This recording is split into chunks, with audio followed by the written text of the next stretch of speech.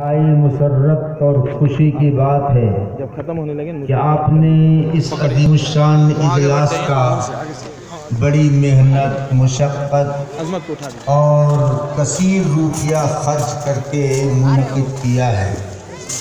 दर हकीकत इसका मकसद और गरज और गायत ये है कि आपको इससे इस्तिफ़ादा हो, उलमाए रब्बानीन के बयानात से आपके क़ुलूब मुनव्वर हों।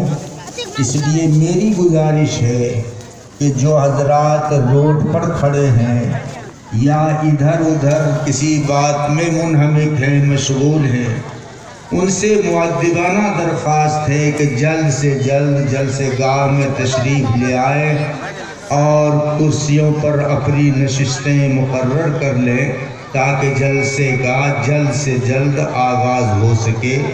जलसा बहुत मुख्तसर है, बहुत कम वक्त का है, लेकिन इस्तिफ़ादा कहीं उससे ज़्यादा वक्त से आपको हासिल करना है। इसलिए जल्द तशरीफ़ लाएं, जलसा शुरू हुआ चाहता है।